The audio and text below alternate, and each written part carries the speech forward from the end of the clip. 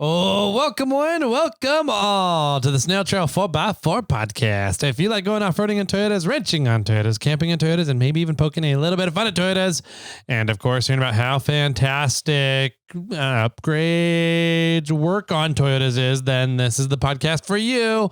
That's right, ladies and gentlemen. My name is Tyler, and joining me for another episode of the SnailTrail4x4 podcast, Jimmy, that guy. What up? This guy, that guy. How goes it? It goes. Nice. Yeah, it's going. Good. Glad to hear. Yep. Uh-huh. Yes, sir. Yep, it's going. All right. Oh, man. This is Monday? Monday. It is Monday. 676. Oh, wow. 676. That's a palindrome. Yeah, it is. Yep. Good job. Thank you. And so that means that you had a weekend. I did. How was your weekend? Was it good? It Fantastic? was really good. Yeah, we didn't have much planned, so we got ourselves into some trouble. Nice. Yeah. We'll hear about that on Thursday, I guess. Most definitely. Not going to spill the beans now? Not at all. Whatever. Meanie. Yeah. Look at that. Even when we sit down and record, he won't talk to me. So, Truth. Good times. Let's see. Today is Monday, so that means we got a fun episode, kind of carrying over from the episode from last Thursday, because we didn't record for 2 weeks because I'm lame. No, I could walk just fine. I just couldn't talk. So I could walk the walk, but I could not talk the talk. It was some of the best podcasts we've ever had. Fair. Fair point. So if you haven't listened to those episodes, go back and make sure you check them out. Yep. So we got today updates on some work we did on the rigs. I think last episode we went over what we've been up to, kind of plans, getting ready for KOH, that kind of stuff. Today is going to be some updates we did to the vehicles, some work we got done, and a little bit of Winter Fun Fest. Yeah. So a little recap there. So before we get into that, we do have some housekeeping stuff, such as our January giveaway, which is Gear Wrench with Gear Wrench tools. So we have about $200 shopping spree for people to go on with Gear Wrench tools. So we got a nice little menu to choose from, and you get to kind of pick and choose what items you want to equal about $200 retail value and some Gear Wrench tools. So in order to get signed up for that and get in for it and have a chance at winning that, you got to be signed up on a giveaway tier over at irate4x4.com. So go there, go to SnailTrail4x4 forum, and then all your sign up options are there. So you can do monthly, you can do an annual sign up. So it only hits your card once a year, whatever you want. It's there for you. Make sure you're signed up before January ends. And, we will both be home when January ends. I was going to say we're going to be down on the lake bed, so no guarantees that we might shut it off early. So get in as early as you can, but I think we'll both be home. So, right. But we might have to figure out what we're doing while we're at King of the Hammers. Yeah. So, and which will be that next Thursday's episode. So maybe we can record down on the lake bed or something, but we'll figure it out. You might have to wait a week until we get home before that all happens too. So we'll see how that goes. Yep. All right. So there's the monthly giveaway. We also have giveaways from reviews, which is a fun way that Jimmy and I like to bribe you all out there to leave us a review over on Apple Podcasts. If you leave us a review, it goes a long way to Apple and other podcasting apps and platforms that you can listen to podcasts on. A lot of them tend to rely on reviews on Apple Podcasts in order to make suggestions for people that are searching for a new podcast based on, I'm looking for something about Toyotas. Obviously, we'd be the number one option that would be shown because we have a lot of reviews and we do a lot of Toyota content. But the more reviews we have that I mentioned, Toyotas, Jeeping, off-roading, overlanding, rock landing, working on vehicles, being shade tree mechanics, or how much dumb stuff we get ourselves into, then those search terms go into helping people find us. The more people we have listening, the more cool giveaways we get to do. So are you saying that we kind of maybe rank for dad jokes? We might. I don't know. That'd be interesting to look and see if people listed a bunch of dad jokes. Well, people would say I love staying for the dad joke at the end. Could be. And maybe that will make us rank. It could be. That's funny. I'd be interested to run a test and search and find out. So, that's reviews at 700. No, we already did 750. We're going to 800 now. We're up to 800. Wow. At 800 reviews, we are giving away an Onyx Elite membership. And so that is essentially an annual, their top tier annual software app for off-roading, which allows you to keep track of where you are, plan out trips, see public lands versus private lands. You get to see 3D mapping of the canyon you're in, which is really rad. You get real time. Within the past couple of weeks, NOAA weather satellite data imagery. They have a really cool dispersed camping layer now on there, which we talked with Hunter about last time he was on. And it looks like they're getting ready to launch an SOS feature, which we're trying to figure out information on. We're having difficulties finding information on it. So once we get more information, we'll let you guys know all about that. But Onyx is continually ever expanding their feature set. So once you have the Elite membership, it just adds on to your current membership. If you already have one, if you don't, you get an Elite membership. You get to sign up, make a new account. But also having an account allows you access to the trail hunt, the Snail Trail treasure hunt tokens that we are now doing, and is being hosted by Onyx on one of the public folders on Onyx there. So you got to have Onyx off-road in order to access the treasure hunt program. So leaving reviews for the podcast gives you a good chance at winning some Onyx Elite memberships and getting an account open up. So we have one at 800 reviews. We'll do another giveaway at 850 reviews. And then at 900 reviews, we're going to do a big prize pack from Morphlate, which will be upwards of $1,000, if not maybe more. It just kind of depends on when we reach there and what products I've been able to launch by that time. So yeah, I was talking with somebody, I forget who I was talking to. And we have 5 or 6 products in the works that are all like kind of all coming together about the same time. Dang. And launching. So we got one of the prototypes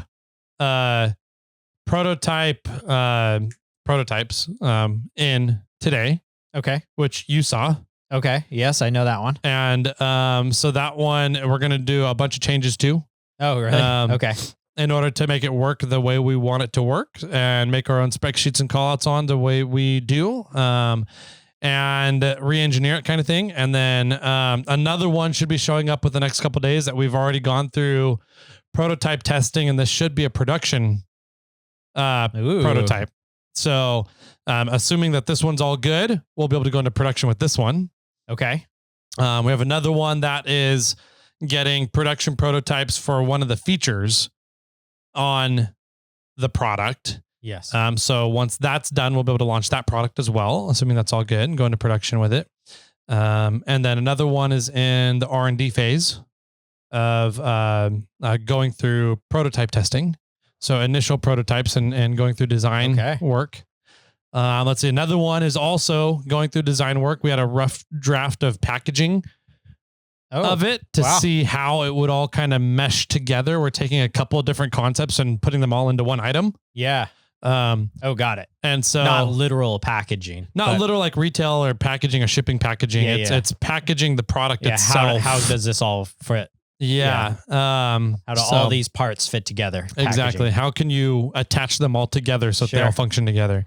So I've gotten the initial images and videos of the initial mesh together everything and see how if it still functions the way we want it to. Okay. And we need to make some quite a few changes to that one. Let's see what else is there. There's a couple others. I have $1 million idea for you. Okay. For Morphlate. Well, don't put it on the podcast. Don't say it on the podcast. Okay. Well, you could say it. You just have to beep it out. Sure. Okay. So I'll do that. So a hitch receiver mount for my compressor. So it just lives there all the time. Okay. And then it plugs into trailer wiring. Yeah, exactly. Okay. Yeah, we can totally do that. So then I don't ever really have to move it. It just sits at in the trailer hitch. Yeah. And then we can build a bumper dumper off of it too. Okay. A built-in bumper dumper and dual bumper dumper compressor. Nice. Yeah. I like it. So it's like an air bidet.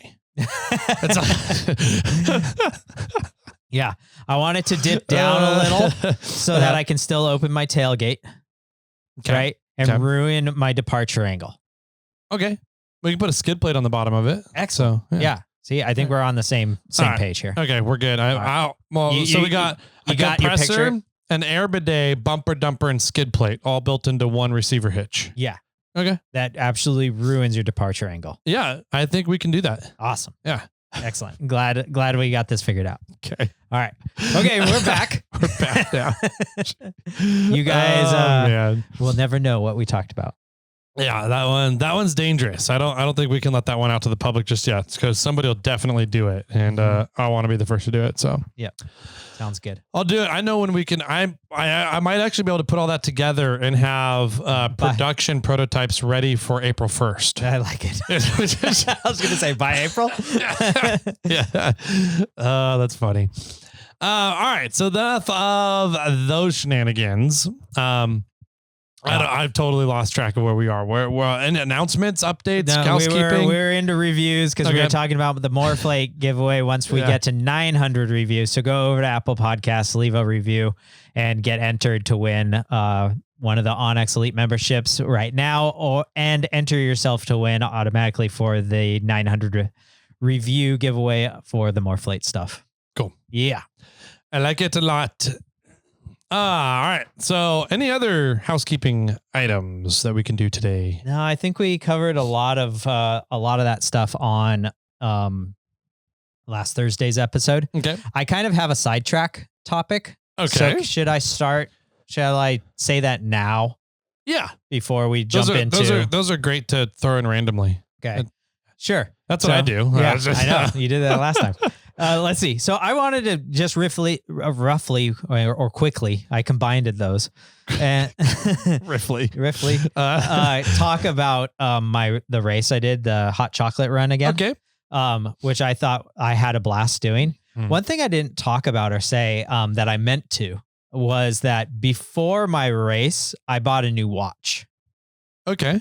And I told myself this watch was a long time coming. So I had a Garmin Fenix 3 and I upgraded to the Garmin Fenix 6. Okay. Right. And I didn't even I'm not even the brand new one because I think the Garmin Fenix 8 is out now. So I bought a used one off Facebook Marketplace. Now I'm second guessing if I said this, but regardless, if I said it already when I did the solo episode, I'm repeating myself, but I wanted to talk about it because one of the things that I did was I was really striving to do this race. Like I wanted to be fit enough to do the race. And one thing I did was I told myself, if I'm eligible to go, like if I'm physically fit enough to go do this race, I'm going to buy myself the new watch. And that was sort of my reward. Okay. And I just wanted to say that, like, if you could find things to do that for yourself, to like have a goal in mind and then have a reward either after the fact. And for me, it was just before the fact because I wanted to wear the watch during the race. Okay. Right. I think that was a good motivation, like good way to motivate myself. Like I really want a new watch. Yeah. And I really was looking at the Fenix 6s or 7s, depending on the price that I could find at the time. But I'm not going to buy it until I know that I'm ready to do this race. Okay. Right. And that it just was a good motivation for me. So find if that works for you, because there is the purchasing dopamine release and factor, but for me, it was like, I actually really wanted a new watch because my old watch didn't do heart rate stuff. Yeah. And so I wanted to start tracking my heart rate a little bit more and understanding how I am energy wise, when I'm like running and where's my heart rate at and everything. So I wanted to upgrade for a few reasons, not just because my watch was getting old. Just because I want to continue to work out and I want to see where my heart rate's sitting. So, okay. But that worked well for me because I really wanted the new watch. Yeah. And I had to complete this race or get to be able to do the race in this case. And that that's why I ended up buying the new watch. So I thought that was a fun little story to share. Nice. Yeah. Yeah. So you can find that, do that in your life. You know, if you got a goal, you want to lose some weight, or you want to do a certain amount of push-ups, or you want to finish. Like, I actually have been thinking about, I need new boots. Like, I need new boots for the shop. Right. And I have some old Sorels. Sorel's a great brand. Mine are just super old and falling apart. There's like water gets in them super easy. I like took the boot off the other day and I noticed the insole was like all ripped up. And I was like, I can't buy new boots until I finish Samantha. Right. Like, and so it's just, you need these, like, for me, that's a motivator. Like, I want new boots. Like, I need new boots for the shop because my feet get cold in there during the winter. And like, I need some boots for good protection for welding and grinding and doing metal work. And like, I just need new boots. So I was like, okay, I can't buy them now. Right. Because I haven't done anything to deserve these new boots besides the fact that I wore out the old ones. So make a goal for yourself so that when you can get to that goal, then you can buy yourself a little present. Interesting. See, to me, I would, in that kind of situation, I'd be like, the boots are a tool. Like, if my feet are getting cold in the shop, then I don't want to be in the shop. Whereas like having the boots would make me be more comfortable while I'm working in the shop. Therefore, I would want to work in the shop more. And I mean, so you can definitely motivate that way. I don't know. That's true. But I also try to find ways to work around it so that I'm not, like, I have cardboard down in places that I stand often and insulate me off the concrete floor. Or I got thicker socks and who knows? I could put foot warmers in there if I really, it was that bad or something. Or I could just buy the boots. But for me, it's not like a crucial design, like an absolute need. The boots are wearing out. I'm going to need new boots, right? Yeah. It's like, okay, how do I get to a certain point when I feel like I deserve those new boots? Or what do I need to do to get those new boots? Right. Yeah. And it's sort of now I have like a goal or I have like a drive to push me to get those new boots. Okay. I don't know. I thought it was an interesting mind game I play with myself. Okay. I think you are Jimmy Jet and you deserve everything you want in life, Jimmy. I wish, the credit card companies agreed with you. Know, right? Fair. The lottery. I wish the lottery agreed with me. I wish the lottery agreed with you. That's funny. Yeah. Or whoever, Bill Gates or Bezos or who runs Tesla, Elon would agree with you. Yeah. Yeah. And I just get a blank check every week or month or whatever. Yeah. That'd be nice. That would be nice. I would live my life on doing YouTube stuff if that was the case. That's fair. Yeah. I would just be building some cool shit. Yep. Yeah. Wouldn't we all? Yeah. Okay. That's it. Now my brain's racing. Like, what would I do if I had unlimited funding? I didn't have to work. Would you still be doing Morphlate? I don't know. No? I don't know. Okay. Maybe. I think there's a couple of other companies I've been thinking about that I want to do for a while. I still want to do a whitewater rafting company. Do you? Yeah. The ice bar? The ice bar. I want to do an ice bar.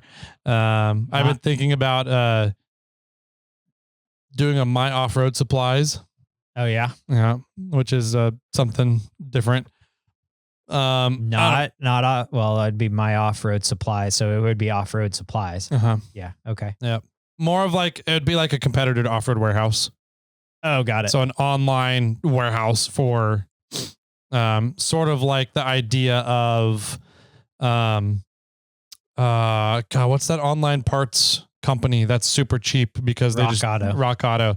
Sort of like Rock Auto, where everything's super automated, very low overhead, so you can keep retail prices way down. Yeah. And just be a massive retailer kind of thing. Sure. So there's been a bunch of things I've been like, I want to kind of pursue that, but I need to make sure Morphlate achieves all the goals I want out of Morphlate first. There you go. So, yep. Yeah. Understood. Yep. I just want to build cool shit. There you go. All right. So let's see. What else do we got? Well, we need to take a break. Okay. And then we'll tell you about what we've been doing on our rigs. Cool. Things that we've been working on and Winter Fun Fest. Sounds good. We'll take a quick break and we'll be on back with all those fun topics. At Four Wheel Underground, we have something for everyone's 79 through 04 Toyota vehicle. Whether you've got a Chevy Dana 60, 05 and up Super Duty, fabricated, FJ80, or mini truck axles, we got you covered. 3-link, 4-link, parallel, and triangulated suspension kits, we've got you covered. Under bed coilover mounts, through bed coilover mounts, trailing arms, cantilevers, custom tuned coilovers, and air bumps, we've got you covered. Frame stiffeners, subframes, skid plates, shock towers, and more to come. Make sure to use coupon code SnailTrail at fourwheelunderground.com because we've got you covered. Welcome back, ladies and germs. Jimmy, I have a question for you. Yeah. How do you like our new calendar? I like it. You do? I especially like it because when you opened it up, money popped out. That was true too. I was like, what the fuck is this? Why is there $250 in our calendar? Yeah. Thanks, Brad. Thanks, Brad. We're figuring that out with Brad right now. I don't know if he meant to do that or not. Still unclear, but yeah, that was a nice surprise. But we got it up here in the studio. It's behind the camera, so you guys can't see it, but we get to look at it and giggle at it when we're looking at the camera. So you know what I realized earlier when we were talking about the giveaway that we're doing this month with Gear Wrench. Normally you go, get in before January 35th. Yeah. Okay. Well, now you have no excuse. We got a camera or a calendar up here so you can look real quick and go, oh, okay, there's 31 days in January. So sorry, I messed that up for you. And there's two calendars And now. there's two calendars. We got a his and hers. Yeah. And one is Toyota Land Cruisers from the Toyota Land Cruiser Association, which is a pretty cool calendar. There's some really nice, fun images in there. I think it's from the Rising Suns. Oh, that makes more sense. That is their logo there. So that makes sense. Okay. Yeah. Rising Suns. It was a very active club in the TLCA. Yes. And then we have a fun Nature's Dicks calendar right next to it. Nature's phallic symbols. Yes. And I like the one that's currently up. The cactus? It's a cactus, but it's got white stuff popping out of the end. I didn't even notice that. That makes it even funnier. It's flowering right now, and the flowers are white. Yep. They need to be hanging down. They do. I mean, I guess if it was just if we rotated the calendar. Yeah, you're thinking too far into it. Just be happy there's white stuff on it. All right, I'm happy there's white stuff coming out of the cactus. Yes. Yeah. All right. Anyways, where are we at? Where do we want to start? Do you want me to go over some Samantha stuff, or do you want to start with the Mule? Let's do Samantha stuff. Okay. I want to hear because you got quite a bit of work done. Things are attached. Things are attached. Things are articulating. They're articulating, and I heard you and husband giggled. We did a lot, a little bit. Okay. Yes, that all happened for sure. I want to hear about giggling. Okay. Mm-hmm. Yeah. So, I think one of the last updates I did was we were talking about positioning. We built the rear axle. You came over. We fully built the rear axle. We cut it down. We welded the flanges on, made sure everything was square and straight and everything was fitting together. The axle shaft's in, the third member's in, everything was rotating freely. Axle fully built. So then we pulled the axle shafts out to just make it a little bit lighter. We set it on jack stands in the back of the vehicle. And then when you were over, we kind of just tentatively put the leaf or the trailing arms into place, and we very precariously mounted the upper link truss on it. Yeah. And we're just looking at it and talking about it and seeing like, where's my wheel length or wheelbase and how are things laying out. Since then, we did a lot more measuring and a lot more kind of figuring out of some of the details that just us laying things out for fun didn't solve the problem of. So, you okay over there? No, I'm not. We need to take a break. No, you did a good job of covering that. Oh man, that even hurt. though we're talking about that hurt. Sorry, I was sneezing. I was trying not to sneeze and overtake Jimmy's story here, but you did good. It hurt a lot. And I had this probably death look on my face, and I realized we were still recording, so I had to give a big thumbs up to the camera. Yeah, I'm okay. Good. I'm kind of seeing straight Stars. again. So there you go. Yeah. Yeah. So Hustle Nuts was over. So we started doing a lot of measuring is what really what it came down to. So we measured to really square in the position for the link mounts on the frame. The lower link mounts for the frame. Which I guess the upper link also sits on top of the lower link bracket. So exactly. You gotta put those on. So, we measured forward and we found a similar place on the frame to measure to, and we kind of set everything at one spot, and then we measured backwards to make sure that it's all just square and true to itself. Yeah. And I think we were within like a 16th when we had placed them on there. Really? Just eyeballed it? Just eyeballed in. So I think we're good. Yeah, it was pretty close. And so I burnt those. I tacked those into place. Okay. And then once we had that, then we started mounting up. Then we started positioning the rear axle and trying to point the pinion at the transfer case. Cause I'm going to run double cardan. Thank you. I'm going to run a double cardan in the back there. Okay. And so I need the pinion pointing up at the T case. Yep. And then from there, once we got the axle in position where it's supposed to be pointing, then we leveled the strike pads for the bump stops. Okay. On the truss, which has the upper link mounts on it.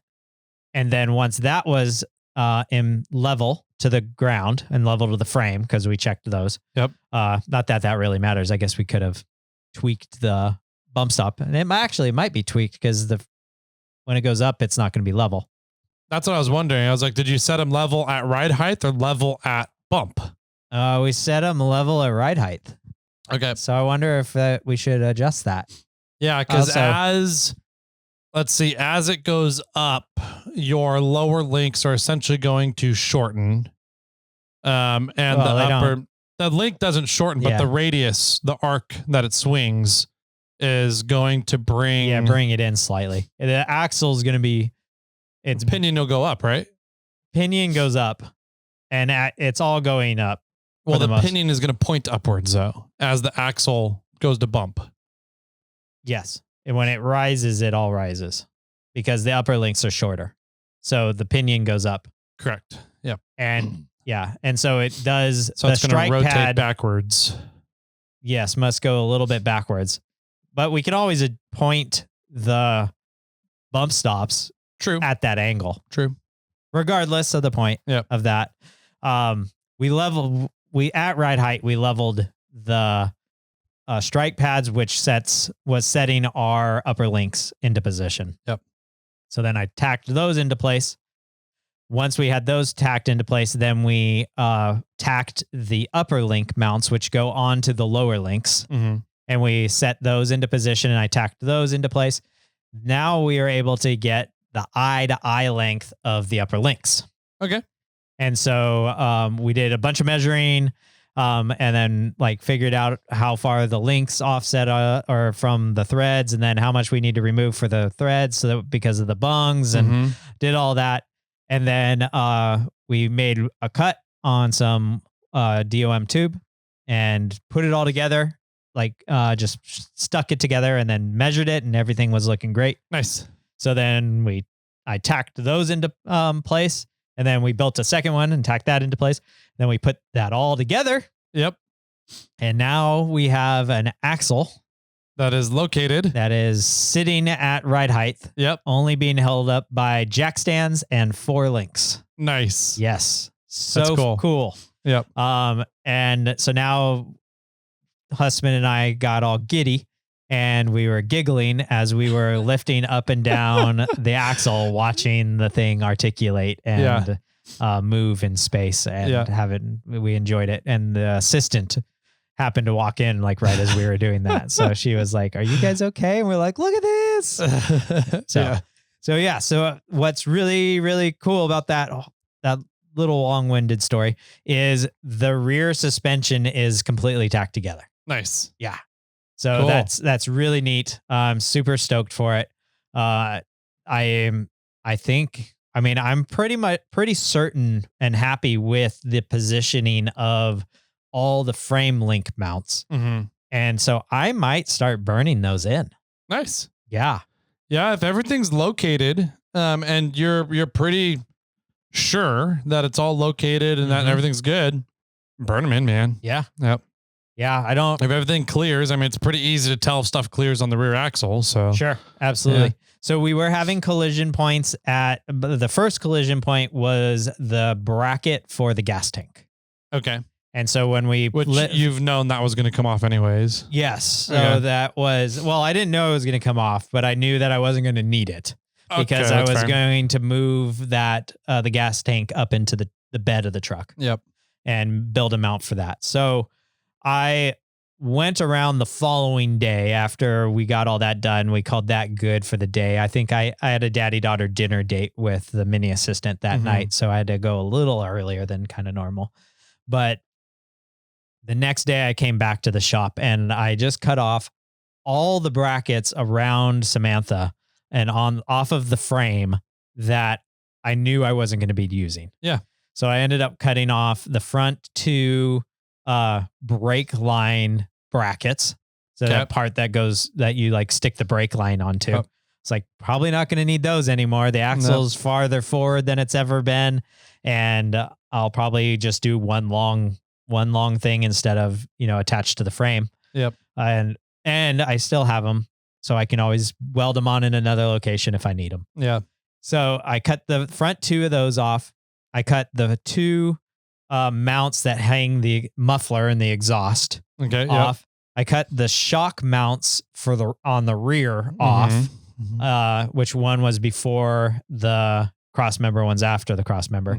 And then I cut the bracket off for the gas tank. Yeah. Then I put the jack back underneath the axle.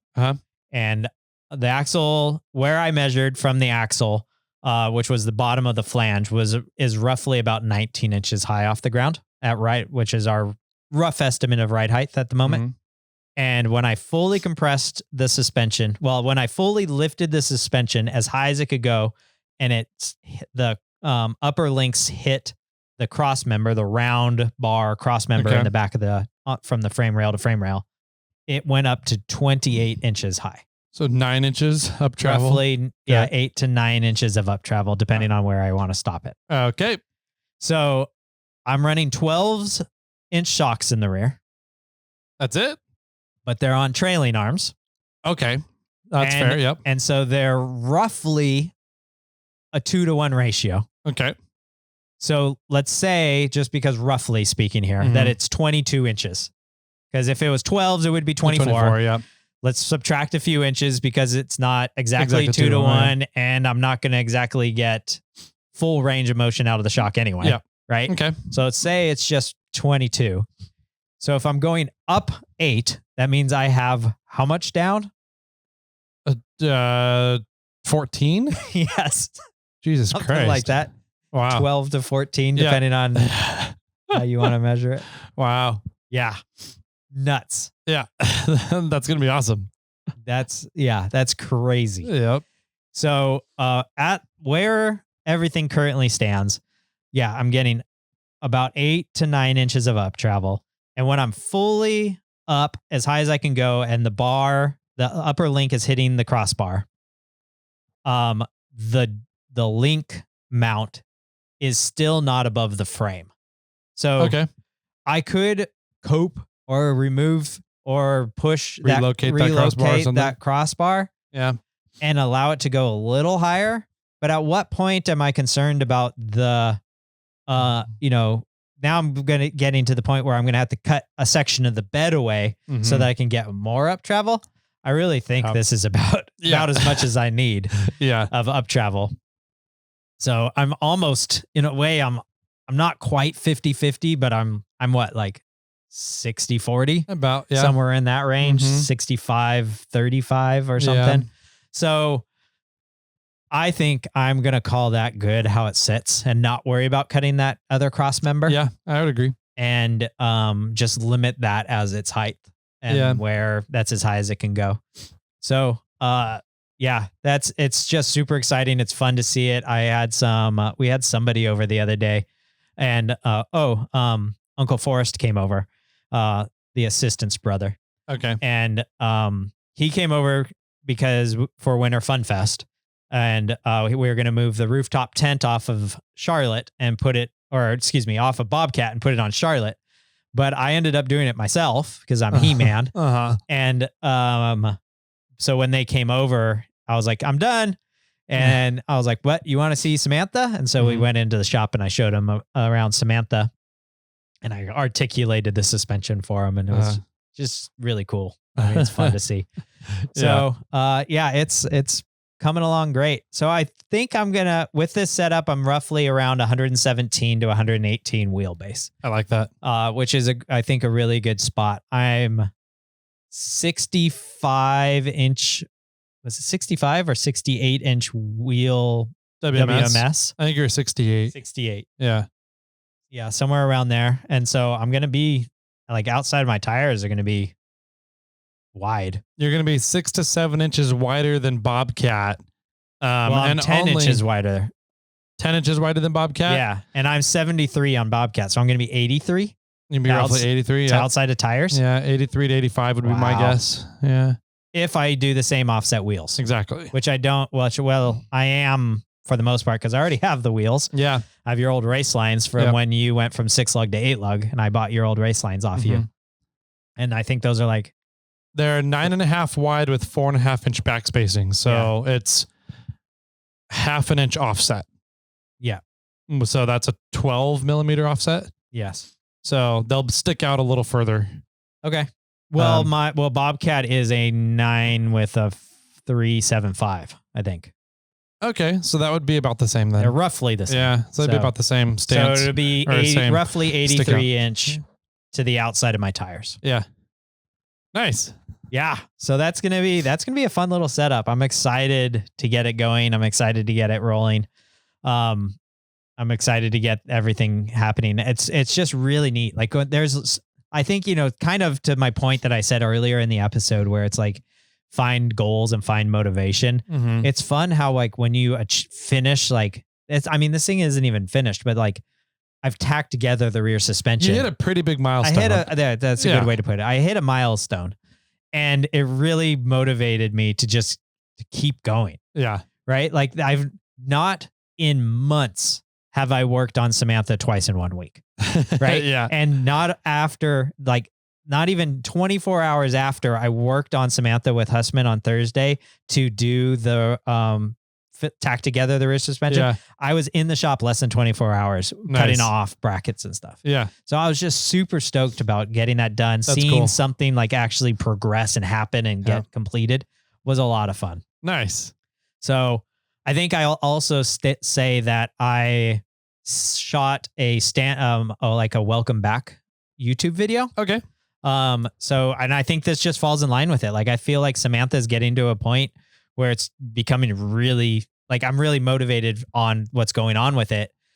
And I uploaded all the Samantha footage I have into Premiere the other day, and it's over 4.5 hours of content, and that's a bunch of that's building trailing arms and working on the front axle and working on the rear axle and designing working on the triangulation, welding things on, building the skid plate, all the different types of stuff that I've been doing so far.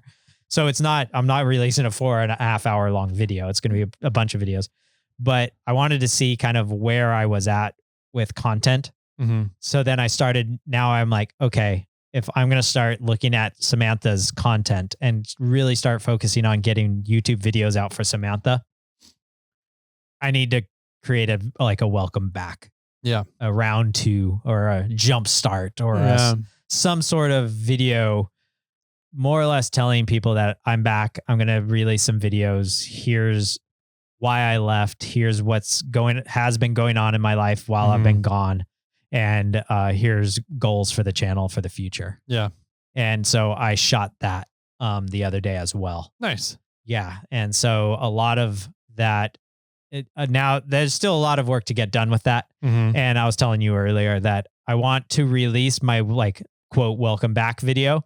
And then the next day release the first new version of Samantha, the first video release of Samantha in a long time.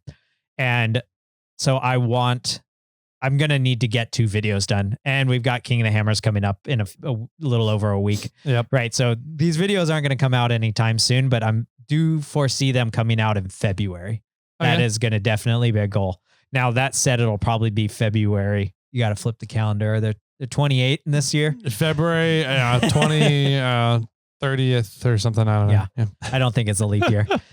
So I think it'll probably be February 28th. Yeah. Let's be honest, if I'm going to make the February deadline. But I hope it'll come out earlier than that. But I still have I want to go back and get some old footage because I did talk about how I've been off-roading for a long time. And I found an old high 8 tape and cassette thing. And one of them says Jimmy Mud on it.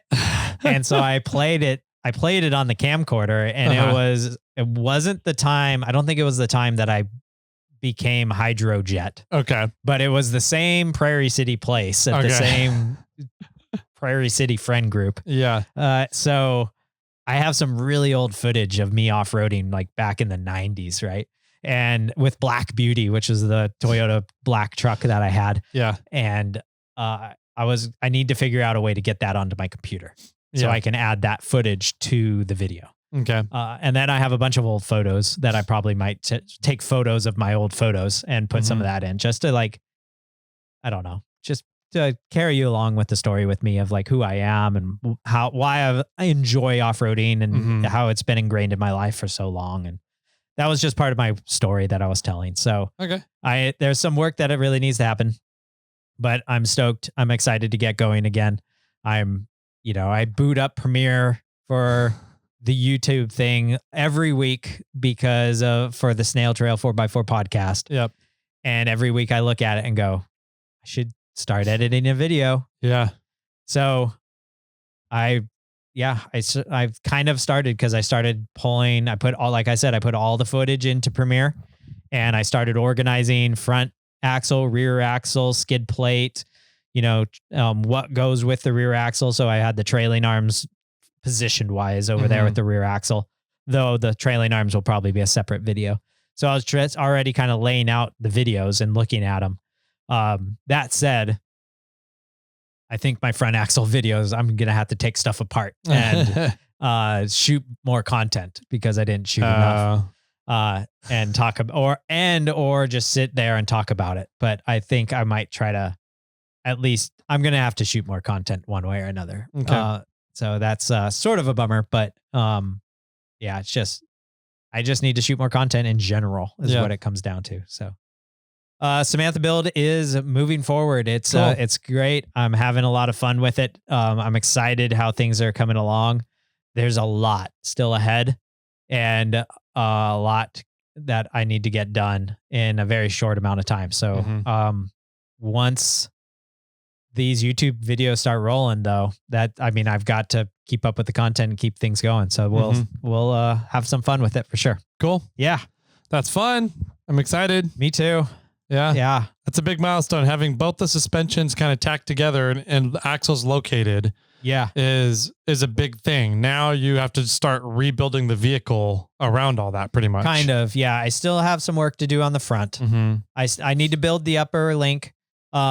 I was missing some parts. I think we've said this before, but between your build and that's right. You're things missing some that joints. got modified with your build, and then the time that elapsed between your build and my build, there's just some missing parts. And so I've talked with Brian, and we are getting those parts, and they should be actually arriving today. Oh, cool. So everything that I need to start finalizing the front suspension for building the upper link and building the pan hard bar. And maybe if it's completed in time, the pitman arm, because I'm going to be using Brian's boxed pitman arm. Okay. Then I really can start buttoning together the front too. Nice. Because I need to build the pitman arm. I need to build the upper link and build the pan hard. drag link. Oh, okay. Yeah. Pan hard, tie. I don't know. I need to build all the bars in the front, except for the 2 links, the lower links. Okay. I need to build the upper link, the tie rod, the drag link, and the pan hard. Yep. I need to build them all. Okay. So that's one of the next steps. That's a video. All the bars. All the bars. Yeah. There's this aluminum bar. That one's easy. Yeah. You just put it in place. Yeah. Just bolted it. Yeah. All the other ones. Yeah. Not so much. Yeah. So, and, Brian has convinced me that, I don't need to be concerned about space up in the front, and the 1.5 inch bars, will work. Okay. And I don't need to drill and tap the 1.25 inch bars that I was planning on doing. Just do bungs. Yeah. And so I'm probably going to go down that rabbit hole and go the way that Brian suggests and what he does and what he runs on his vehicle. And, but I still will make a tie rod drilled and tapped for Bobcat, because Bobcat's is slightly bent. Yeah. So, yeah. Okay. Yeah. Cool. All right. So I think that's it on the updates of Samantha for now. Massive help, big help from Hussman. So I got to give him a shout out. That everything he's been doing has been amazing and helping me out and like answering my stupid questions. You know, it's just, it's a blessing to have that guy there to just be a soundboard half the time. But then the other half the time he's 10 steps ahead of me, you know, and I'm like, what are you doing right now? And he's like, don't worry about it. And then like an hour later, he's like, now this is why I was doing that. I'm like, oh, okay. Gotcha. So yeah, big shout out to Hussman for, you know, coming and helping out and being a part of the Samantha project and everything he's doing for it. Nice. So got to give him a shout out. For sure. Yep. He's a wealth of knowledge, and he's a huge asset to have around for fabrication and anything with a vehicle. So absolutely. What's up with the Mule? The Mule, I did a couple of updates too. Yeah. So the first one that I really, really like is I got a speedometer GPS, a GPS speedometer. Okay, yeah. I saw that today. I've been trying different GPS speedometers. Sure. And I haven't really been happy with any of them. Why don't you just use your phone? So when the phone is up, connected to Android Maps, Android Auto, that's what I'm trying to say. Okay. When it's connected to Android Auto, it doesn't, like, typically when you're driving somewhere and you have maps up, Google Maps, it says your speed on the screen. Sure. It does not show you your speed on the Android Auto screen. Okay. And the screen for your map is your directions. Yes. And it's really fucking annoying. Okay. So I can't use my phone for my GPS speed. Your phone says left turn on such and such a street, then straight for so many miles, and then right turn on. Yeah. And then the map is actually on the screen, the Android Auto screen. On your Android Auto screen on your car. Yeah. And that does not display your GPS speed like your phone does when it's showing the map while you're driving. It does display your speed. On the Android Auto screen? Yes. Oh. When you're over the speed limit. Gotcha. Okay. Fair. So anyways, I've been looking for GPS speedometers. That was my first attempt to try and make it work, and that wasn't working. So I got a couple of other ones, and they're big and bulky and didn't sit cleanly in the cab the way I wanted them to. It wasn't packaged really well. And so finally I went and I just did a dive into looking at every single option I could find on Amazon. Okay. And I found one that it was not listed as a GPS speedometer. Oh. It was listed as a truck vehicle inclinometer. Got it. Okay. And it just came up because it showed up as one of the suggestions that other people looked at because they were looking at items that I was looking at, right? Sure. And so I saw this one as inclinometer, and I'm like, it looks like there's a speed readout on that. So I'm looking at it, and it has a ton of different features. Okay. And so there's an inclinometer for what is that? Not tilt and pitch. And there's two different visualizations for each one, tilt and pitch. So there's technically 4 different visualizations there. Okay.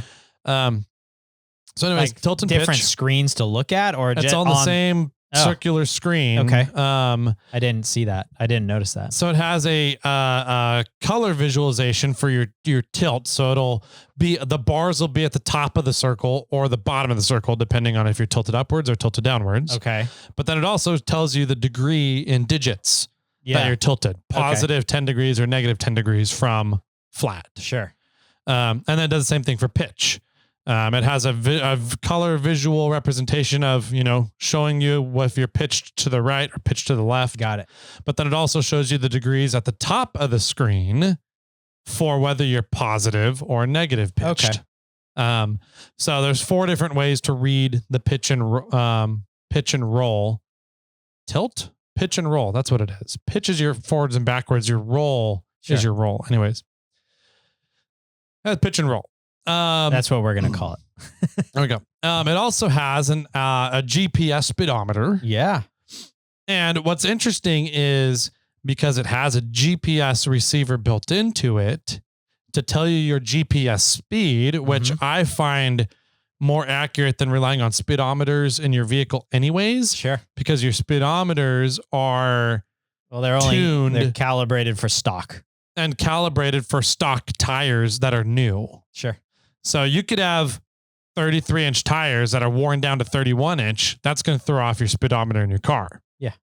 Even though you have the stock tires still. So I like to go off GPS speedometers. And so I was like, that's cool. It has GPS speedometer built into it. But because it does have a GPS signal, it can also give me my GPS coordinates. Okay. So it has the GPS coordinates available on the screen as well. I was like, I have Onyx for that. It's not a big deal. But it is kind of nice to be able to have a quick access. I can look at it and be like, somebody asked over the radio at any given time. I don't have to open up Onyx and figure it out. Hey, there it is. Here it is. Yeah, sure. And because GPS receivers connect to multiple GPS satellites, it can triangulate you and figure out your altimeter, your altitude. Okay. So that's cool. There's an altimeter readout, which my one complaint with Onyx right now is that I cannot figure out how to pull up the fucking altitude of wherever you are currently on the map. Oh, really? Like you have to kind of like drop a pin and then go into like 2 different menus to find it. Yeah. Or you can just read the topography on the topo map. Right. And so this has a really nice clean altitude display. Cool. You just look at it real quick and be like, oh, I'm at 6,200 feet. That's where snow level is today. Got it. So it has that. It has time in standard and military time. And that's based off of the GPS signal as well. Apparently GPS signals have time embedded in them. Oh, wow. So you can pull up your time according to a GPS signal. And then it has a compass as well. So it could tell me which direction I'm heading, north, south, east, west, and all that. And that I'm kind of like, I don't care too much. I just use the orientation of the sun to figure out a rough estimate of where I'm going if I need to.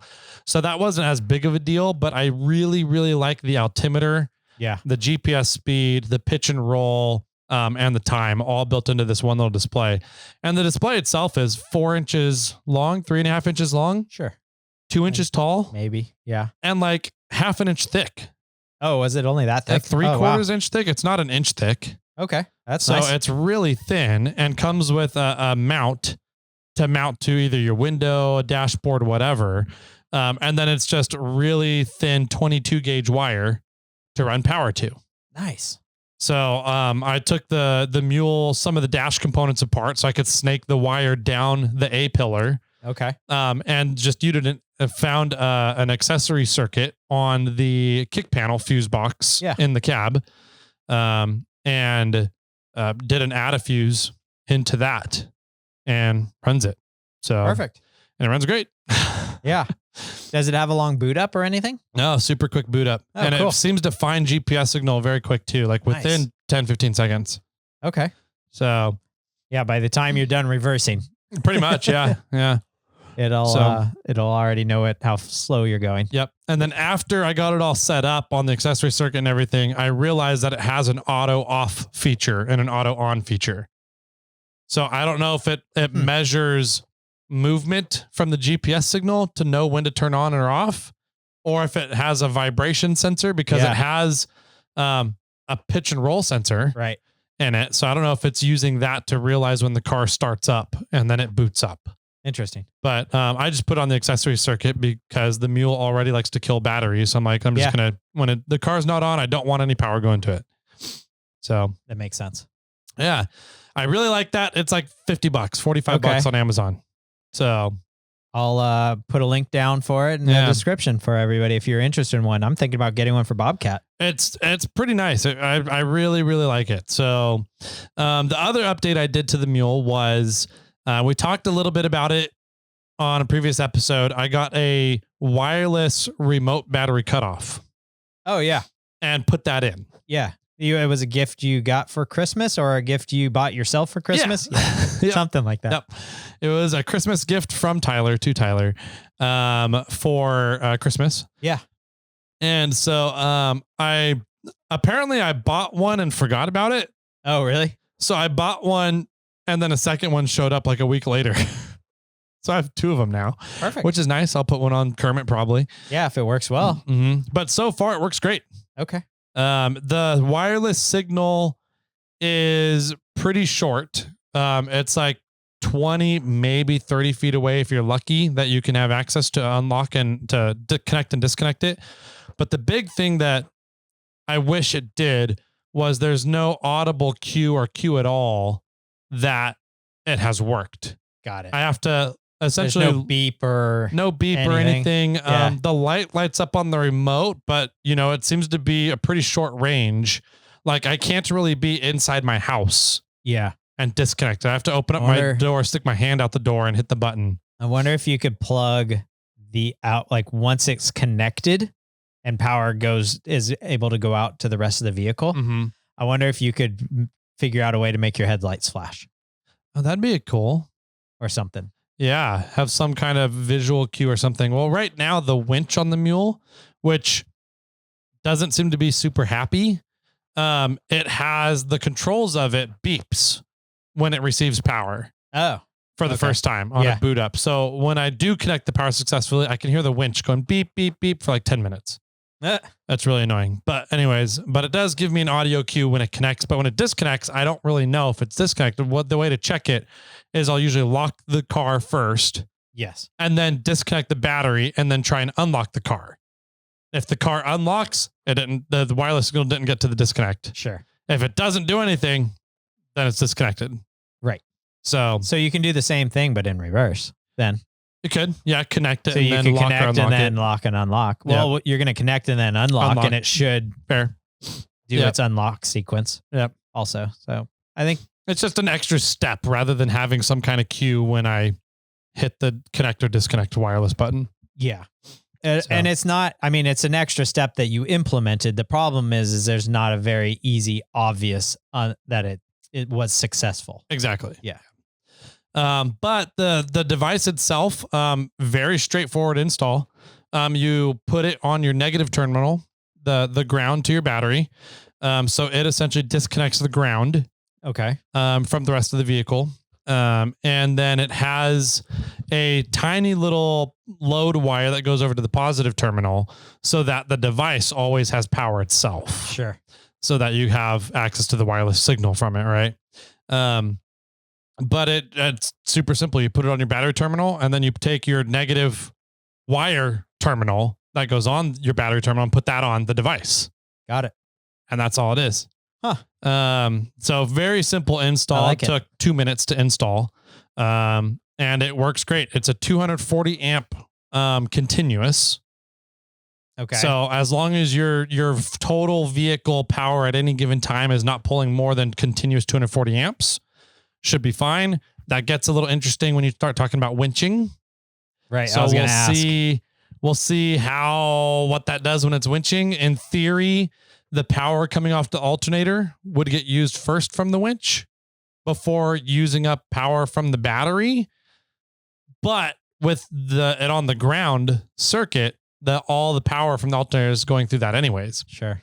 So we'll see. So far, I did have to do winch once out at Winter Fun Fest, and it handled it just fine. Okay. The device is still working just fine. So we'll see from there. But it's a 240 amp continuous, and I think it's 1100 amp, 1200 amp peak. So instantaneous. Yeah. So for like if you're starting the vehicle kind of thing.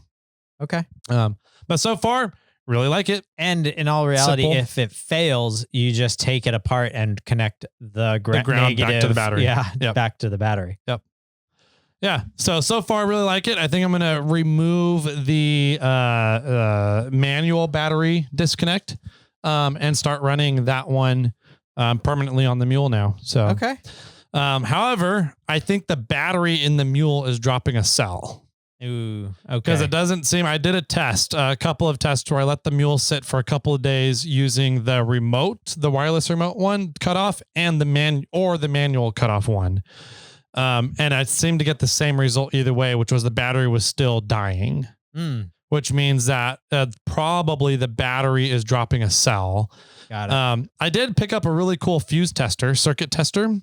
So it's a circuit tester that is an ammeter. Okay. So it reads amperage coming through it, and the prongs for it are fuses. Oh. So you take a fuse out of your fuse in your fuse box, put this device in it, and it tells you how much power is coming through. There's amps going through it, and you just make sure everything's dead. The vehicle's not on. The key is not in the accessories. Oh, that's awesome. So in theory, you can test all your fuses to see if there's where the draw is coming from. What circuit the draw is in. I need to borrow that. It worked really well. Okay. I tested every single circuit in the engine fuse box. And there was only 2 circuits that had any power going through it.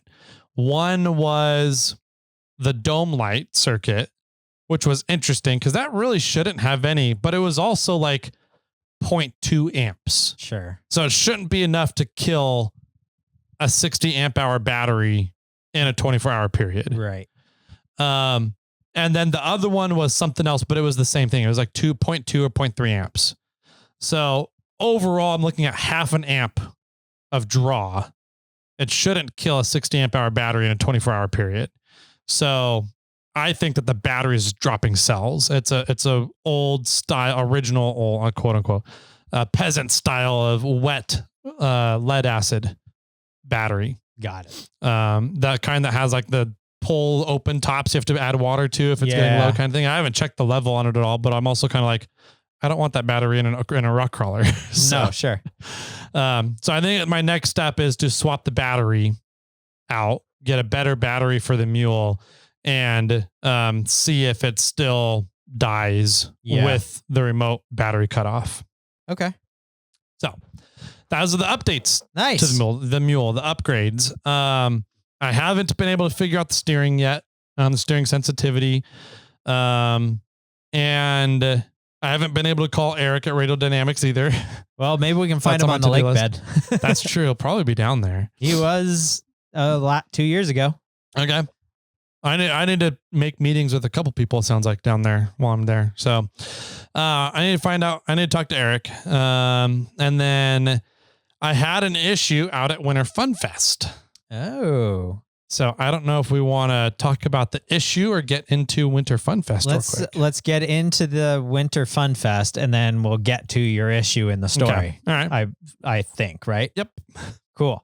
Why don't I start with Winter Fun Fest, because you did more Winter Fun Fest than I did. Mm-hmm. So my game plan was to find snow, kind of do a renegade run, and I was going with the assistant's brother, half brother. I think technically half brother. We call him Uncle Forrest. Okay. And so we were going out with Uncle Forrest. Uncle Forrest has a 5th gen 4Runner on like 33s, bone stock, everything else for the most part. And so I was in the Tacoma, and we were gonna go up and try to find snow. We were planning on taking the teardrop trailer up to Winter Fun Fest. Okay.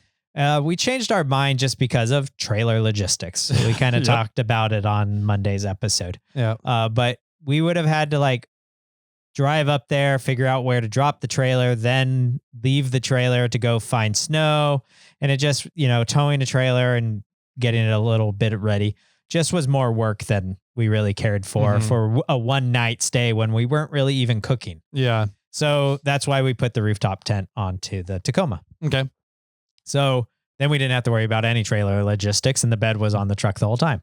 And so I got tips from Ben here at Morphlate, and Ori, because he lives up into that area. And I said, where can I find snow? Yep. And they said, head out into this general area, go up 49 and then turn on 49 to head out towards Downeyville. Okay. And then go out this way to some unknown, forgotten road that I had written down. Okay. And then head up that and you will find snow. Okay. I said, okay, sounds good. You got it. And so we headed out that way. We met up at our house. Then we drove up to Grass Valley, Nevada City, hit 49, hit for the other direction, 49 towards Downeyville. We're driving out that way, turned on whatever road it was. And we're like driving up this hill. I'm like, I don't see any snow around. Like nowhere around me is any bit of snow. Yeah. Right. And so we're just driving and driving.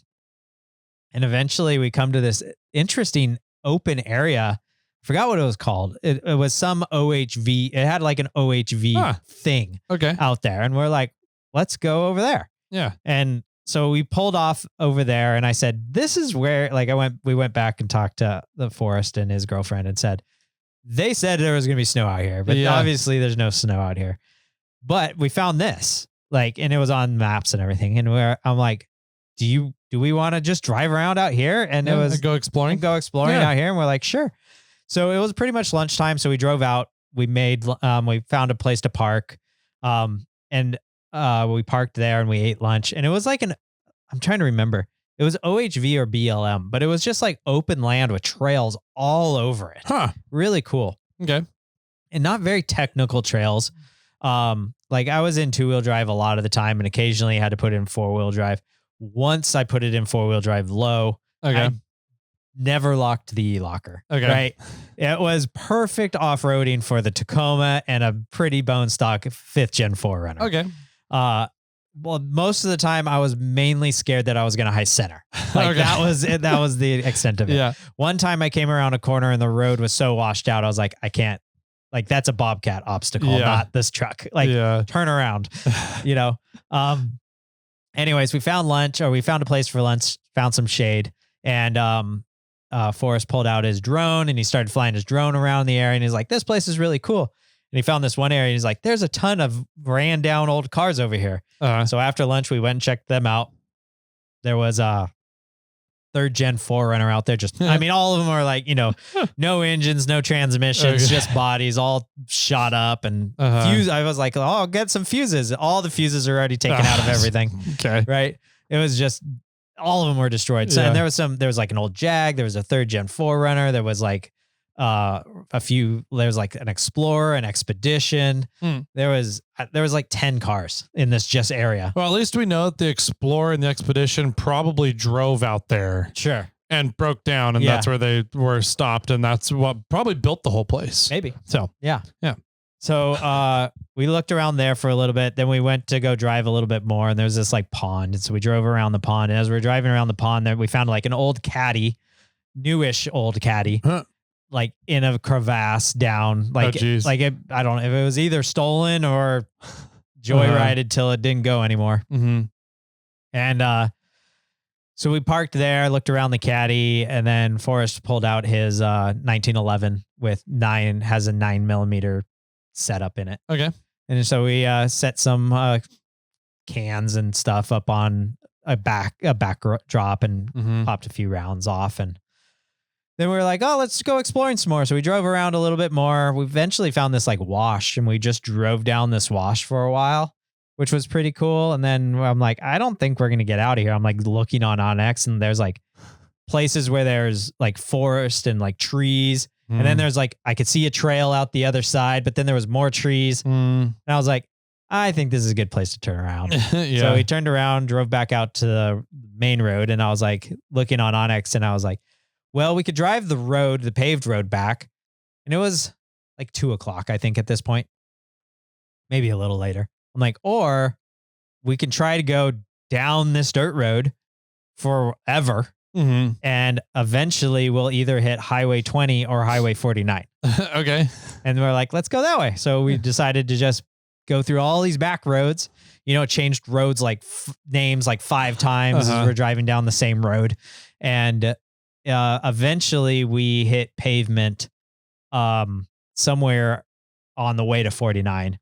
And it was like, okay, now we could either go kind of north and go to 49, or we can go south, and I think it turns back into dirt. Okay. And so we drove south and we went across this bridge that took us across some like the Yuba River or something that's up there. And then crazy windy road up and down.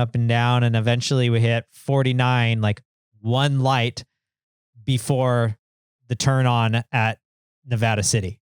Oh, like right at the big 90 degree turn for Highway 49. We popped out right about there. Okay. Yeah. And then we went to our dinner at the brewery up in Nevada City. It's like Three Forks Brewing. Okay. Super good. Mm-hmm. Everybody was really happy with their food, and they had some good beers. And then Uncle Forrest left, and we drove down to the event down at Winter Fun Fest. Yeah. So, and then I saw you for the first time and got to hear how bad your voice was. So what did you do during the day on that first day? Did you just drive up, or did you go out? On Saturday? Yeah. Yeah. So Saturday, I like to go and pre-run the trail that I do on Sunday. I lead on Sunday, the Snowcat Run. Because depending on snow conditions, if it's pretty hard snow conditions, I can figure that out on Saturday and then make a call Saturday evening to change where we go Sunday. Okay, sure. And vice versa. If it's good, we can be like, awesome. I know the trail's great. We know everything's going to be good for Sunday on that trail. So, I went up and pre-ran the trail. So it's the same run that Avalanche Run does. It's the Gen Right guys, Corey, Jake, Will, those guys. And so it's always fun kind of running into the back of their run. Each time I go up. Yeah. And I didn't run into them. They were up at the front of the line, but I ran into somebody else who I feel like I recognized them, but I didn't know their name. Yeah. But they definitely recognized me. And they're like, hey, cool, where's Kermit at? And so you're replacing Kermit, huh? Blah, blah. And I was like, yeah. This is the Mule. Blah, blah.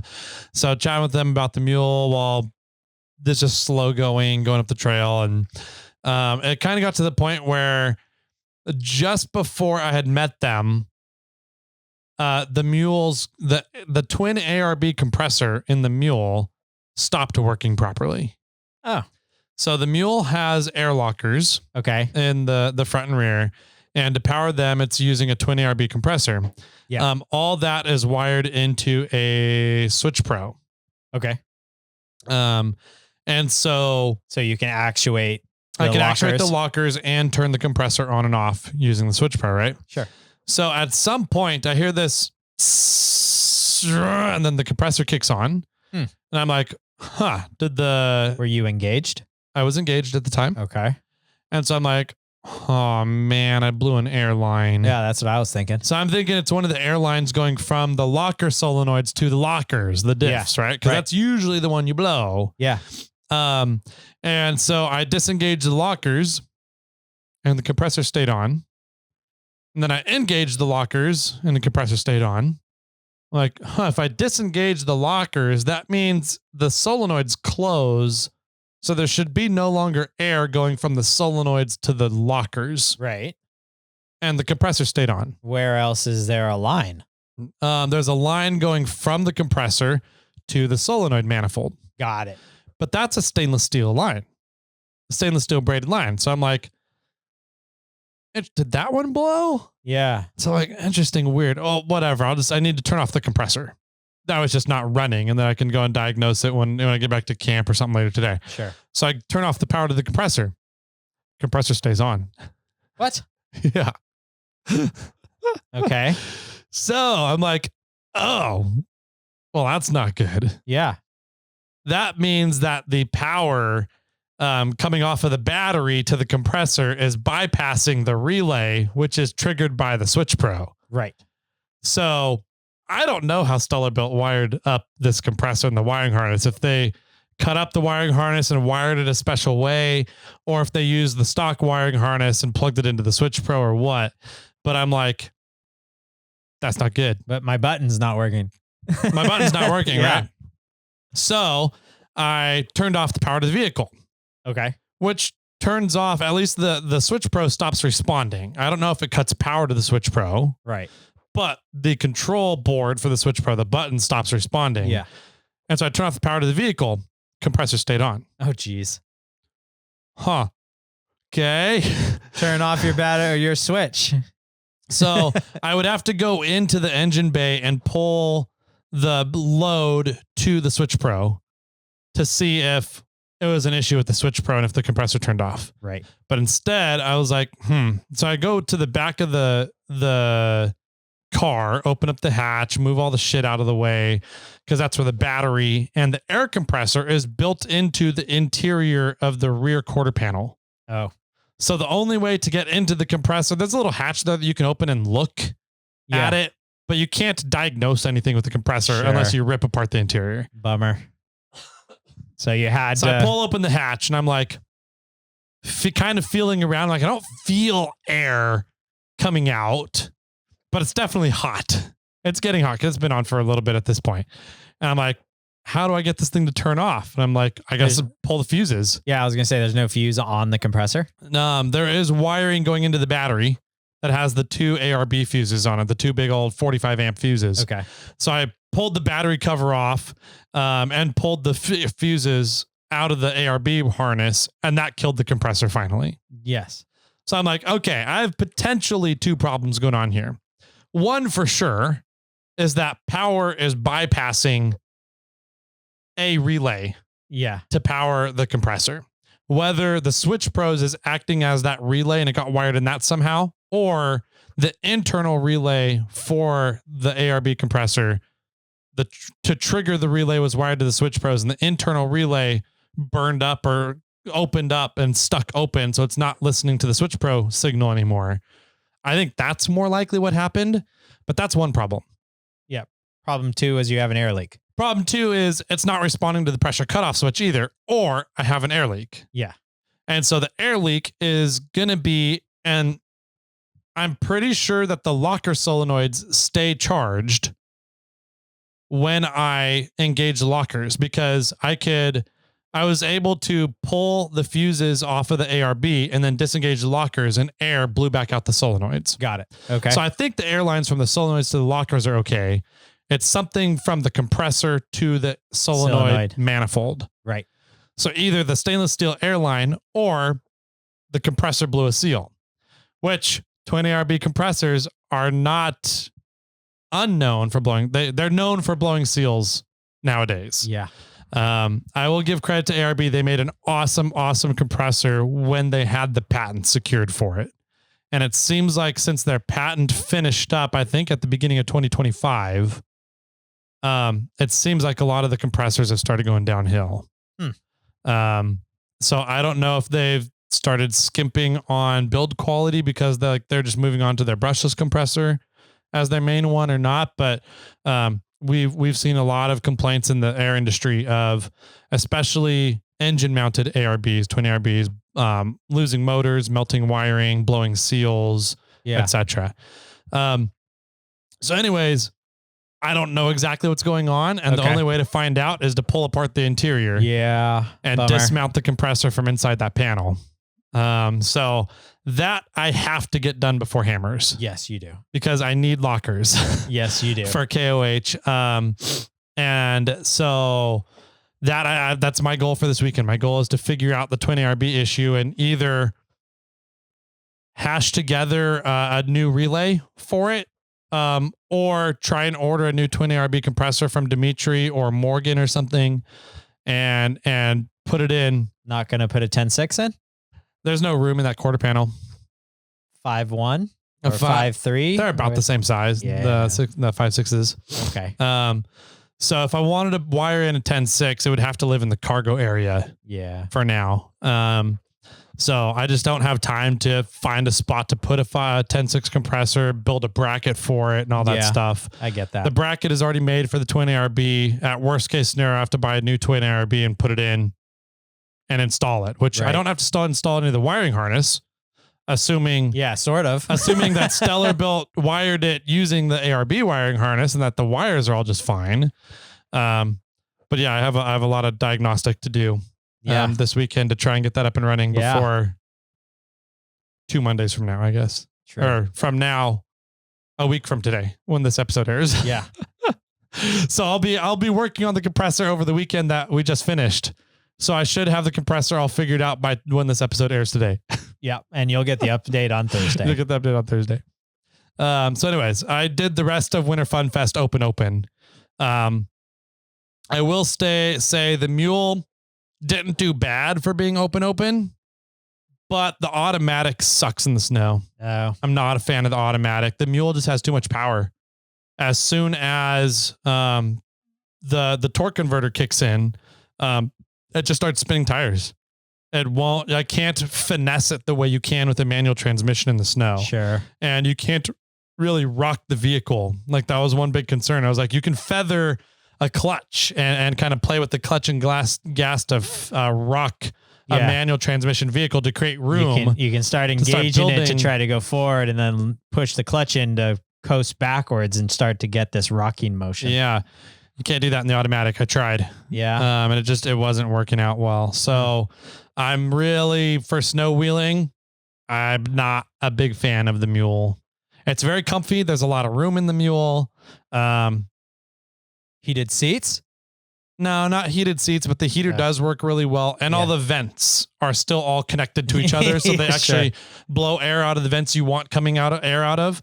But it doesn't work as well in the snow as Kermit for sure. Yeah. Kermit is a much far superior snow wheeler than the Mule. Interesting. Yeah. Well, manual swap. I don't know if they're like, what is the manual option for those? I don't know. I don't know if there was. I guess an FJ Cruiser transmission. Did FJ Cruisers have manual options, right? The manual valve body, if that would stop it. That's a good question. I don't know. Yeah. Maybe. Or if it's just too powerful and it just spins. That's what I got to figure. Maybe I got to play around more with the gearing and find the right gears that work for those snow conditions. But the big part was that I buried the Mule once. And the snow conditions were really challenging because, up until about 6,200 foot elevation, it was just ice. There was no real snow at all. And then at 6,200 feet, all of a sudden it was just like sugar, 3 to 4 feet of just sugar. It didn't pack in. You couldn't make a snowball out of it. Yeah. And so that means that you just can't pack it in and get traction on it either. Once you break through the little thin crust of ice on top, the crust, you just sunk in the sugar. Yeah. And I did that a couple times and I tried rocking the Mule and getting it rocked to create space and it wouldn't even rock. And I was like, that's like the go-to move when you sink yourself in Kermit is just rock the vehicle, if you can create a little bit of space, you can get yourself out. Right. And you couldn't do that in the Mule. So, well, I think we should go do more snow wheeling and get practice. I think definitely I need more practice in it. I don't think we're going to get enough snow this year to make use of the tracks. Yeah. So it's going to be like 3 years in a row that I haven't really gotten to use the tracks. And I'm kind of like, man, this $10,000 purchase was kind of a bummer. Yeah. So there might be some tracks up for sale soon. I've got to figure out if I'd rather have that $10,000 to go into more flight R&D and inventory or hold on to them for another 2 years before we get another good snow to use them in. I don't know. Maybe. So, yeah, I definitely need more seat time in the Mule in snow. And that's I need to be able to figure out what is the solution then when you bury an automatic vehicle. Interesting. Yeah. So, but it makes fun vroom vroom noises. It does in indeed. The snow. I'll say that. So nice. So after Saturday was kind of figuring all that out. And then Sunday was the Snowcat run. We had the big party Saturday night. Yeah. Vendor party raffle, which was kind of weird because typically that party goes until like 10:30, 11 o'clock at night sometimes with all the dancing. It was done at like 9. People were like the majority of people were cleared out by 8:30. And I think the dancing kind of like finished up like at 9. It was weird. Yeah. The assistant was very upset. She likes her dancing. She likes her dancing. Yeah. For sure. And she did not get nearly enough of it. Yeah. So that was sort of a bummer. I did offer to dance in the Lance afterwards. Oh, did you? Yeah. Oh. We had the music going and well, whatever. Yeah. We had a few drinks. I didn't drink a whole lot I had 4 drinks, I think it was, at the event. Okay. And then afterwards, we got back to the camping area and I made camp up. The assistant had gone into the Lance and hung out with you. And then you pulled out a bottle of whiskey. Yeah, my stash, my Lance stash. That was a mistake. The assistant was already 3 sheets. Yeah. She was pretty hammered. And then I started drinking that whiskey and it had sugar in it. Mm-hmm. And then were we up till like midnight? It was about midnight. I think you guys left about 11:30. Yeah. 11:40. And then we went to bed and we woke up hungover. Oh, really? Oh, gosh. Yeah. We were in rough shape. And I think it was primarily that sugar. Could be. Because it was like a maple. It was a maple bourbon. Yeah. Which it was really good. But it was sugary. Yeah. 45%. So. Yeah. But I was very comfortable with where I was at. Mm-hmm. And once we had gotten back to camp, I should have not continued to drink. Okay. That was my mistake. And I was like, I would have been totally fine and a happy person the next day. And then we continued to drink. I think it was even my mistake because I brought a beer into the Lance. Oh, yeah. Right. And then we had the whiskey. And then we learned that ladies measure penises from the top side, not the bottom side. Yep. Took us a while to get there, but we figured it out the answer. Yep. So that's a fun story. If you ever find us out on a trail or in camp or whatever, and you want to hear that story, we may tell that story in the other podcast. Yeah, that might be a fun random topic on that one. But that was random and fun to solve that problem. So that just also means that it's okay to all the fellas out there. You can measure from the top. Yeah, absolutely. That's what we learned. So yeah. And it was funny because the assistant was holding her hand up like this and going, this is about 6 inches. Yeah. And I was holding so she was holding all of her fingers together. Those aren't watching the video.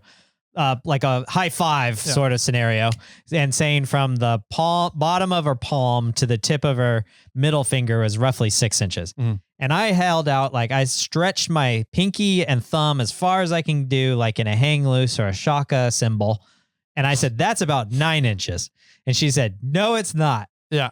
And I said, but it's close to 9 inches, right? Yeah. And she's like, but this is 6 inches. And she like held her hand up next to mine and saying that is not 9 inches. So we went home and measured. Okay, good. And when I do the hang loose symbol, mm-hmm. I am not quite 9 inches, but I'm over 8 inches. Okay. And with her hand as like a high five, she is almost 7 inches. Right. Okay. And so I wasn't quite 9 and she was over 6. Yeah. And so Price is Right rules, you won. Right. Exactly. Yeah.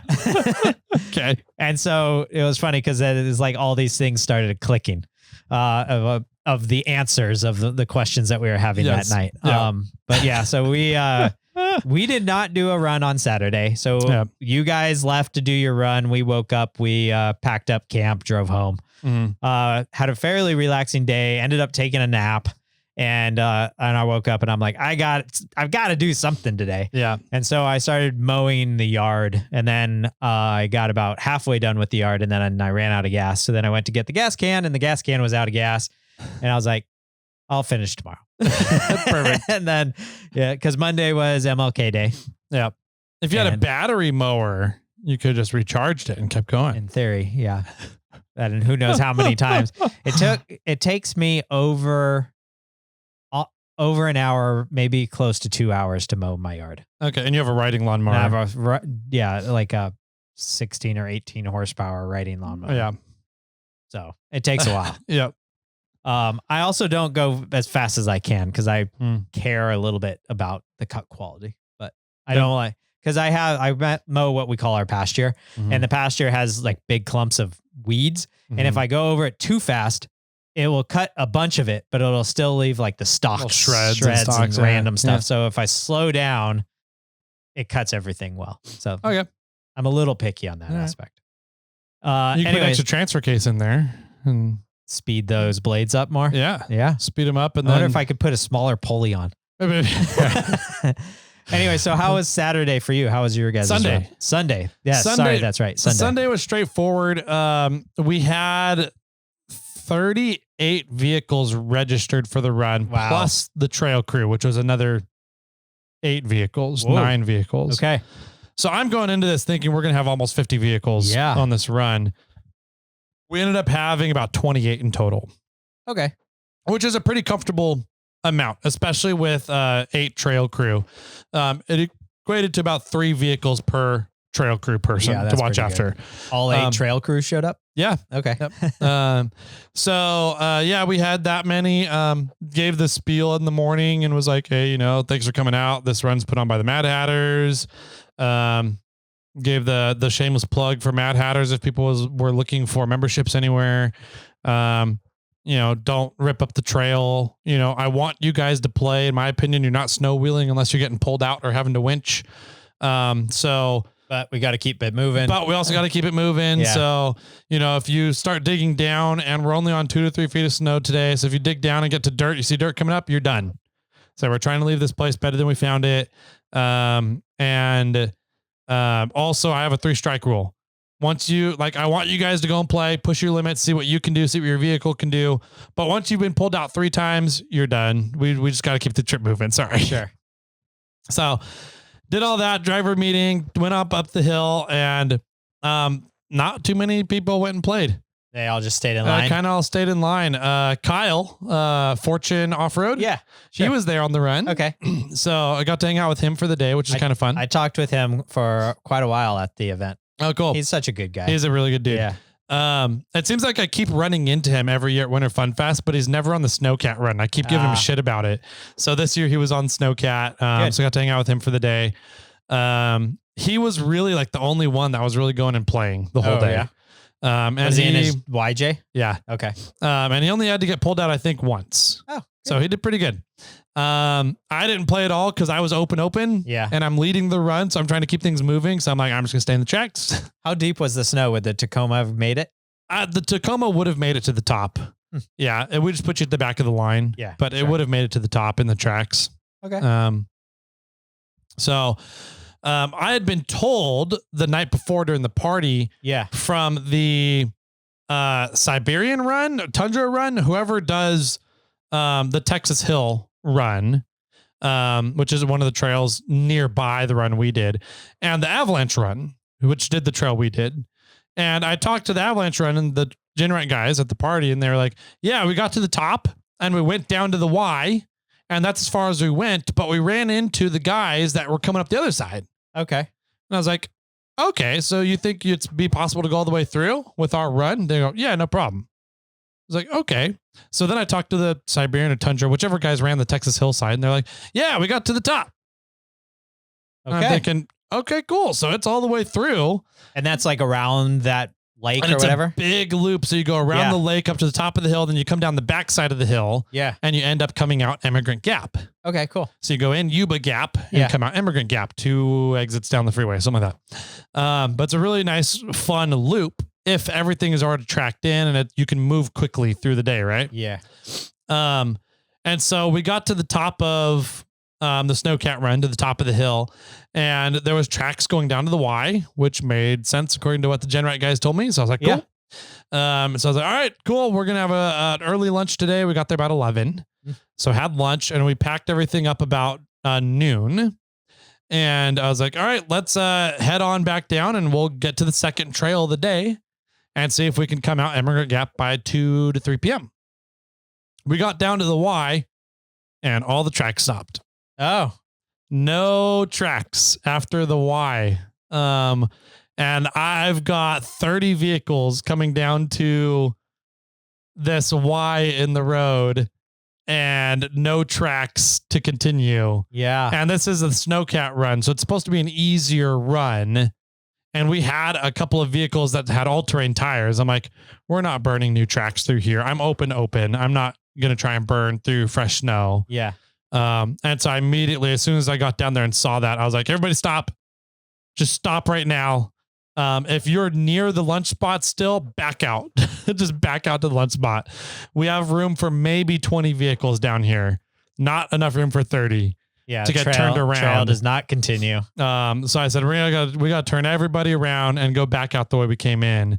So we actually got everyone turned around pretty quickly. I was impressed.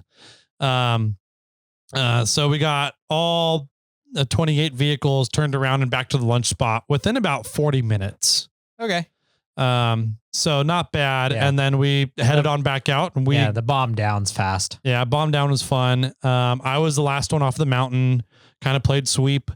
And then, we made it back down to pavement. I made it to pavement by 1:55. Okay. So that means the front of the line started hitting pavement probably about 1:30. Which is good on a Sunday. People are trying to get back home and they're done with the weekend. So 2 p.m. is where I try and make sure people are off trail by.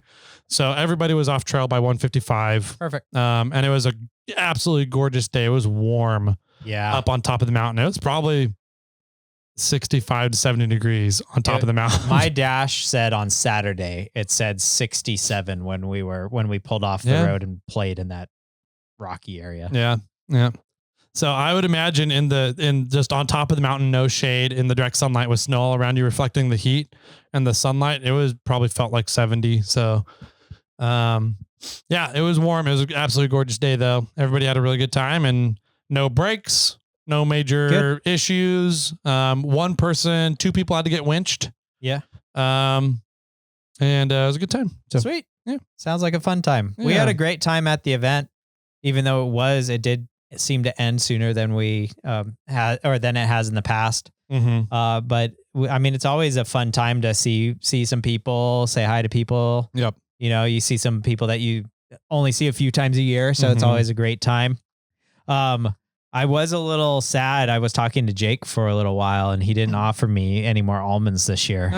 So Jake, if you're listening, Jimmy's out of almonds. Yeah, we actually just finished.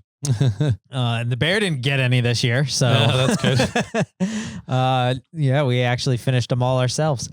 It's always a good time to go out and support a local, group or organization that is there to support our trails and our recreation. So if that's happening in your area, even like we didn't actually go on any of the sanctioned runs, but we went to the event.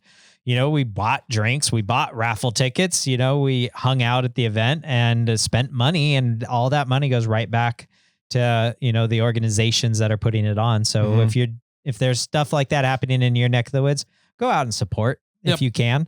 Do what you can, go say hi to people, and, you never know who's going to be out there. And, eventually you make some friends and people that you like. Warren, like I never see Warren except for like Sierra trekking at that event, and he's such a great guy. Yep. And, it's just a fun time to see him and a fun time to hang out with him and chat with him, catch up and, just shoot the shit for a little bit. And then I don't see him for like 6 months, and then I do it again at Sierra Trek. Yep. So, it's just fun times all around. So I just want to say, if you got an event in your area, go support.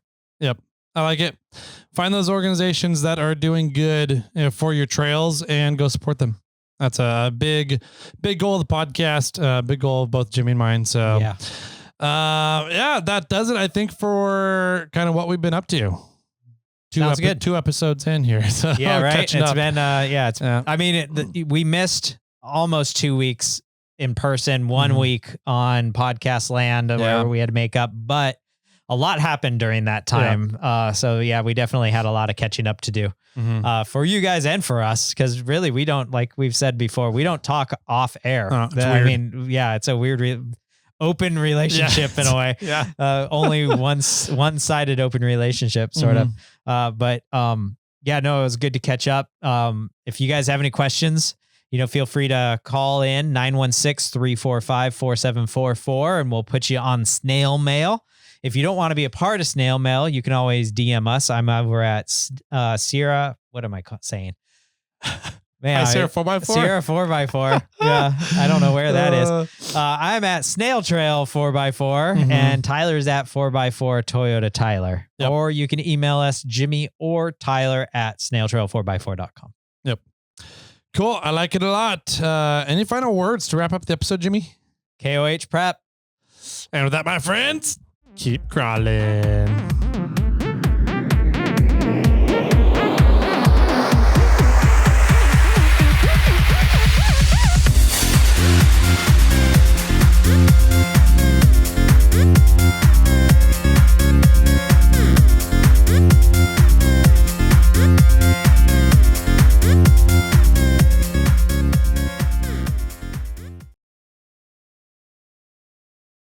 I got one for you. I'm sure you do. Why don't eggs tell jokes?